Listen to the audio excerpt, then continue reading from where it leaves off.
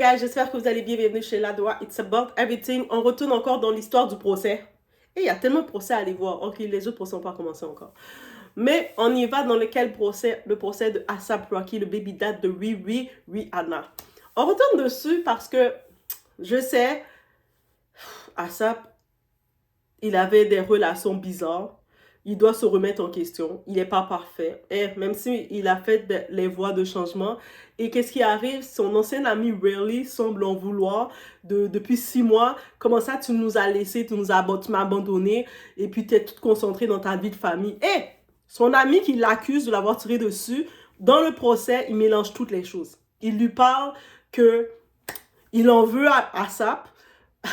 De l'avoir négligé. Il lui avait promis de l'amener avec lui, d'être big ensemble. Et lui, A$AP, égoïste qu'il est, il a juste pensé à sa propre gueule, à sa propre tête. Il a pensé à gérer sa petite femme chérie, Rihanna, à gérer ses enfants, au lieu de prendre ses amis comme il s'était promis tout enfant, il s'était fait la promesse d'être ensemble.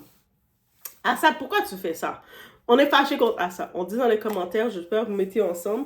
A$AP, mais pourquoi tu fais ça à ton ami? Tu sais, pourquoi tu veux être un père responsable? Pourquoi tu n'as plus les mêmes visions d'être le gangster que tu avais été avec tes amis? Et là, maintenant, tu veux être responsable, t'occuper de tes enfants et bien faire les choses et tout ça. A$AP. Donc, on y va, on est chez Ladoa. It's about...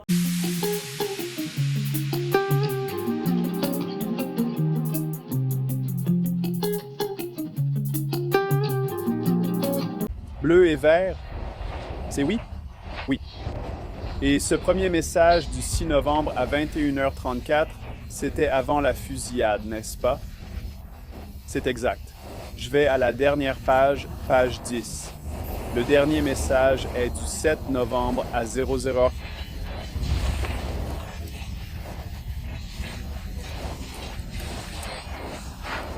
Vous confirmez que c'est après la fusillade? C'est exact. Premier SMS, quel était son contenu?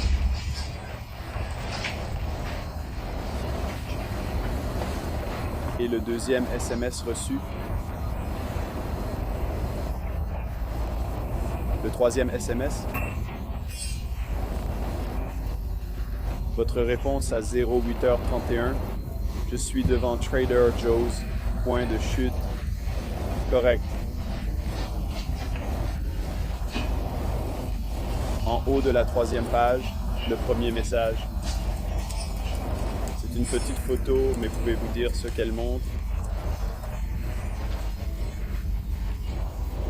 C'est la douille que j'ai trouvée. Vous lui envoyez une photo de la douille après la fusillade? C'est exact. Et votre message suivant? Tu essaies de me tuer? Essaie de me tuer. Le message suivant, t'aurais dû me tuer. Premier message qu'il t'a envoyé. De quoi il parle, bordel? Pourquoi? De quoi il parle, bordel? Pourquoi tu dis aux gens que je t'ai tiré dessus? Et son message suivant? C'était pour ajouter un point d'interrogation à ton « t'aurais dû me tuer ». C'est ça? C'est exact. Qu'as-tu répondu après? J'ai laissé tomber le masque. Ça veut dire quoi? Je l'aime. Dis qu'il me piégera et m'emmènera avec ma fille. Qu'a-t-il dit? J'essaie de faire quoi? Je sais que tu me détestes. Je te déteste aussi. Arrête tes conneries, mec. Après ce message sur la vidéo, tu lui as écrit quoi? À bientôt, mon pote. Ensuite, ton message suivant.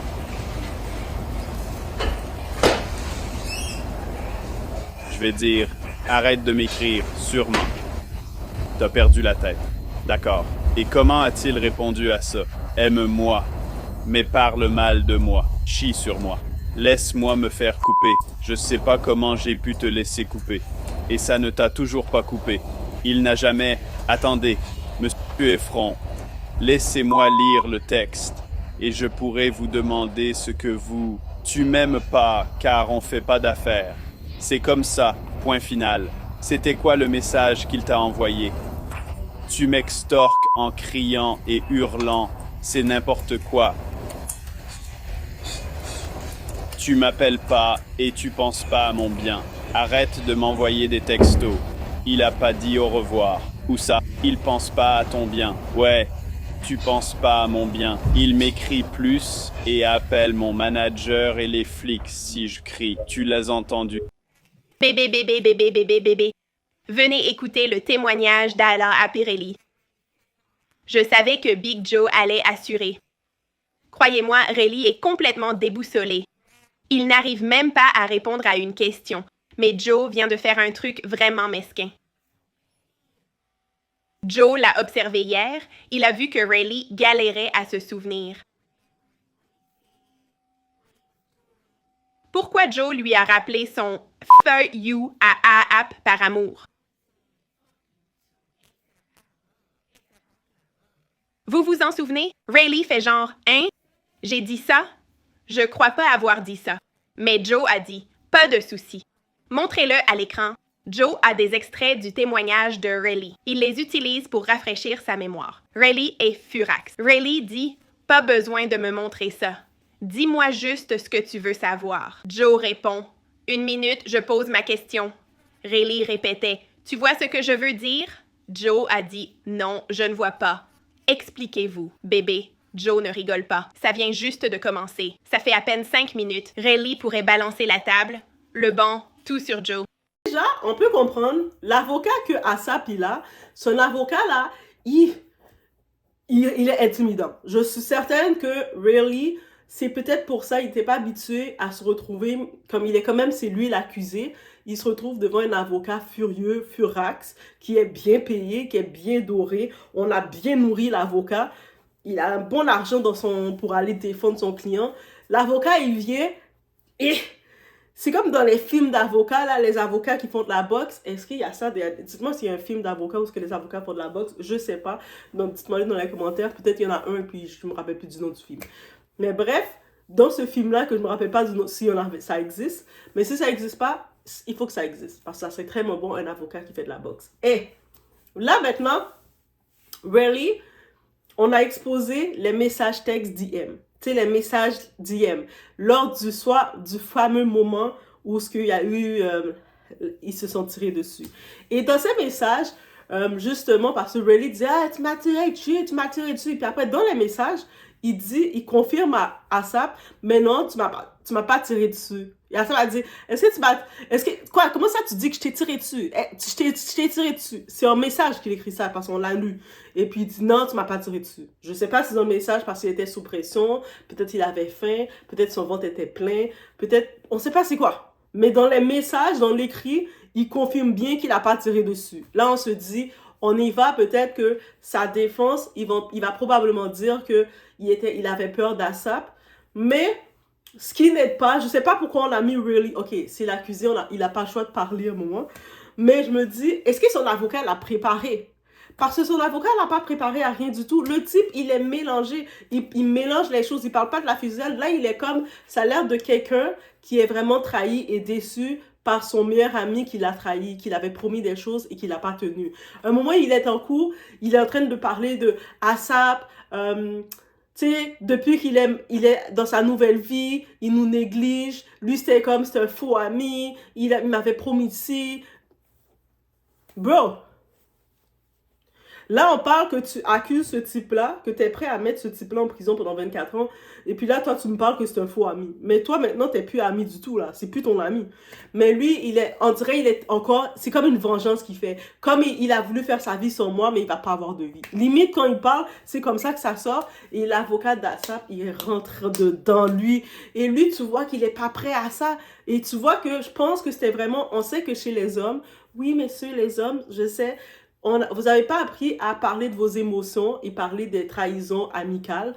Et peut-être que je pense que Rayleigh, c'est pas que c'est un mauvais gars. Je pense que il a vraiment, vraiment aimé ASAP. Quand je dis aimer de façon amicale comme son frère. Et ASAP, peut-être que quand il a vu que sa vie était dans un autre bord, il a commencé à tourner le dos à ses amis pour se concentrer parce qu'on sait que maintenant ASAP est concentré. Il a même été nommé pour l'affaire de Galamet. Il a été nommé comme co-Galamet. Il est dans les affaires de fashion. Tu sais, il est concentré dans une autre vie complètement. Et puis, il a plus le temps de gérer son groupe. Parce que le groupe ASAP Mode, comme tous ces rappeurs s'appelaient des ASAP. Oui, ça, c'est ça son nom. C'est mignon. Mais c'est vraiment... À la base, il arrivait dans le marché, dans le hip-hop, il disait qu'ils arrivaient tout un groupe et ils vont rester ensemble. Et j'étais même tombée sur un petit clip, on voyait Kanye West qui disait, quand il les avait vus, il a dit, il avait parlé à ASAP dans l'époque, dans les débuts d'ASAP, en disant, je sais que l'industrie va vouloir vous briser, mais fais en sorte de toujours rester avec ton petit groupe parce que, tu sais, c'est un petit groupe d'amis que vous êtes, séparez-vous pas. C'est ça que Kanye a donné comme... Je vais essayer à la fin de la vidéo de mettre un petit bout de Kanye, mais c'est ce conseil qu'il avait donné parce que Kanye, il sait comment l'industrie est méchante. Et là, maintenant, dans le témoignage de Riley, je sens c'est quelqu'un qui s'est fait un petit peu... il a vécu un roommate sentimental, parce que ça existe, les roommates sentimentaux, amitié. Et puis, il a vécu ça avec son ami, comme ça, son ami... Il a passé à autre chose et puis il l'a laissé derrière et il le prend pas.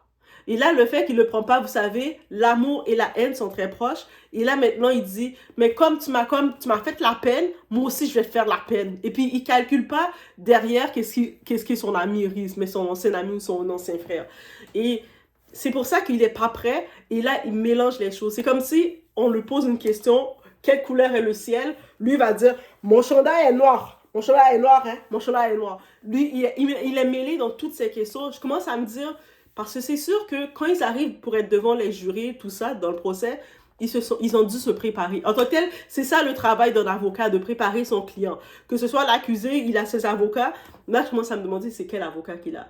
Je me dis, son avocat, est-ce que son avocat avait fait que son avocat l'a même pas préparé? Mais on le voit qu'il est clairement émotif. En plus, il se retrouve devant un avocat féroce à la ASAP. Parce que ASAP a de l'argent. C'est sûr qu'il a pris un bon avocat. Et même si ASAP, avec son argent, il aurait payé un bon avocat pour lui. En plus de ça, Rihanna, elle a une petite pression là. C'est le papa de ses 2 enfants. C'est sûr qu'elle a peut-être ajouté un budget pour lui, pour être sûr d'avoir le meilleur avocat. Elle dit non, lui, t'as mis combien, bébé? T'as mis 20 000 pour l'avocat? Je t'ajoute un autre 50 000. On prend le meilleur. Parce que, tu sais, on s'entend. Et puis, on s'entend qu'ils vont investir leur meilleur avocat pour sortir de ça. Mais, guys, je pensais pas qu'il y aurait des messages qui seraient sortis, mais les messages privés, les DM, sont exposés. Ils sont en train de le lire à la cour. Et techniquement, dans les messages, il dit clairement, really, non, mais non, t'as pas tiré sur moi. Qui a dit ça? Des choses comme ça. Bref, mais je suis comme, oh my God. Et même... Ils ont montré une vidéo de, tu sais, les caméras de surveillance ont montré, même dans la vidéo, on montre pas que c'est ASAP qui l'attaque, on montre plutôt que c'est son ami qui avait l'air d'attaquer ASAP. Donc, quand je regarde tous les faits, je me dis, ok. Et puis quand on regarde surtout Riley, ASAP Riley, parce que les deux s'appellent ASAP, ça va être mélangeant. On va appeler Rocky et Riley, parce que c'est ça. Donc, on voit que Riley, il a l'air encore très émotif de la déconnexion de leur amitié, sans réaliser que il a investigué encore plus cette déconnexion parce qu'il amène en cours son ami. Mais son ancien ami, est-ce que c'est dit comme ça? Et c'est compliqué. C'est-à-dire que ces deux-là, ils sont techniquement en train de s'entre-déchirer. C'est sûr, après ça, il n'y a plus question d'amitié. Et je pense que réellement, ASAP voulait se débarrasser de ses amis et faire sa vie. Mais il a peut-être été un petit peu hypocrite. Il les a pas dit. Il a juste pu donner de nouvelles. Et son ami l'a pas pris. Je pense que c'est vraiment ça qui s'est passé. Et là, son ami, il veut avoir le dernier mot. Comme, je sais pas si son ami n'est pas un taureau, mais des fois, les taureaux ou les lions, on aime ça avoir les derniers mots, parce que oui, moi, je suis taureau, ascendant lion. Donc, des fois, on aime avoir les derniers mots. Mais je le sentais très émotif, et c'est peut-être pour ça qu'il est très mélangé.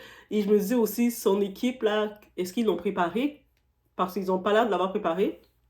Surtout, face à l'avocat, là. L'avocat de Rocky. Même moi, là, je bégayais. Et puis, je suis même pas en cours. Je bégayais pour rien. J'étais comme, oh, je bégayais. Après, je me suis dit, mais toi, pourquoi tu bégayes? C'est pas toi qui es en cours. Après, j'ai compris. J'ai fait, ouais, c'est vrai. Mais, guys, c'est vrai. Donc, c'est pour ça que je me dis, je peux comprendre pourquoi ASAP a refusé la proposition qu'on l'a faite de plaider coupable. Parce que si il savait qu'il y avait des faits concrets comme ça, que ce soit les messages, la conversation qui se sont envoyés, et que dans la conversation, Riley confirme qu'il n'a pas tiré dessus. Les caméras de surveillance On montre pas que c'est ASAP qui dominait quoi que ce soit. On montre qu'il y avait une altercation, mais c'est Riley qui avait l'air plus émotif, qui sautait sur ASAP qu'autre chose. Et puis, on les voit les deux de même. Donc là, c'est à suivre. Il peut toujours avoir un retournement, un détournement ou je ne sais trop quoi. Mais c'est clairement, c'est la fin de deux frères, deux amitiés. Et puis c'est comme ça dans la vie, tu sais. On n'a même pas avec nous toutes les personnes qu'on connaissait dans le passé ou qu'on avait connues dans le passé ou qui étaient dans notre passé. Vous avez compris. Donc laissez-moi encore savoir avec le déroulement de tout ça, avec Riley qui se retrouve devant à parler. Est-ce que vous pensez que l'accusé, il était préparé? Moi, je dis clairement qu'il n'était pas préparé il n'était pas préparé à être devant la cour. Et mélange de ça qu'il n'était pas préparé, mélange de ça qu'il est très émotif, parce que il parle même pas, c'est comme si tout le temps, il en veut à Rocky de l'avoir abandonné. Il dit que Rocky l'avait fait des promesses. Rocky devait aller avec lui, il devait être au top ensemble. Il l'a comme abandonné, il donnait plus de nouvelles. Il était trop concentré sur sa go. Il y a un moment qu'il dit il était trop concentré sur sa femme. Il jette un regard, Rihanna était là. La première journée que Rihanna est venue dans le procès, il jette un regard vers Rihanna. C'est comme, oh, t'en veux comme ça, Rihanna? My God, Bibi a rien fait là, c'est son mari là. Ben, ils sont pas encore mariés. En même temps, parenthèse, on comprend pourquoi Rihanna, elle a dit clairement pourquoi elle se marie. Tant que ce dossier-là se règle pas, c'est normal qu'ils se marient pas ensemble. Le monde qui mettait de la pression à Rihanna, oui, va te marier, va te marier. Et elle savait qu'il y avait l'affaire de dossier légal qui devait être réglé là. Oui, elle est très intelligente, ma Bibi. Mais bref, c'est vraiment ça. Donc, suite à ça, vous en pensez quoi? Mais c'était les updates. C'est comme si on était dans la cour. Sans être dans la cour, et ça se passe à Los Angeles. Mais on était comme si on a fait un petit tour à Los Angeles. Là, on a fini de faire le petit tour. OK, on attend la suite. On retourne dans l'avion. On va aller voir la prochaine destination. N'oubliez pas de mettre un like, de support. On suit les dossiers. Il y a tellement de dossiers un peu partout. Et on ne sait plus où suivre. Donc, je laisse sur ce. 2025, qu'est-ce qu'on a dit? C'est l'année d'éveil? On est éveillé 2025? Yes. On se voit au prochain. Je sais pas si vous suivez le procès d'Asap Rocky, mais laissez-moi vous dire un truc. Sérieux? T'as plus nui à l'affaire que tu l'as aidé. Si on te croyait déjà pas, là t'es le pire témoin qu'on ait vu à la barre et t'es censé être le témoin clé. On te croit pas. T'as l'air d'un chiot battu. On dirait que t'es là parce que Rocky t'a pas donné le respect que tu pensais mériter. À la barre, on dirait l'ex de Rocky qui dit que leur relation était que des promesses brisées. Je l'appelais Monsieur 6 mois parce que je le voyais tous les 6 mois. Chérie, tu t'améliores. Tu t'améliores. Tu me dis qu'en 2021, t'étais au sommet de ta carrière? Quoi? Je sais même pas si je veux écouter le reste du témoignage de Riley. C'est tellement chiant. Et je te jure, il fait comme s'il piguait pas les questions les plus simples. Comment t'es venu à aller? Hein? Comment ça? Mec, t'as pris l'avion? T'as conduit? Quoi? Ouais, j'en peux plus de Riley. J'en peux vraiment plus de Riley. Je veux qu'il dégage de la barre. C'est une perte de temps. T'as l'air amer. T'as l'air jaloux. Tout ce que tu dis sur Rocky, on dirait que c'est toi en fait. Désolée. Et ça se voit que l'État est énervé parce qu'il aide pas leur...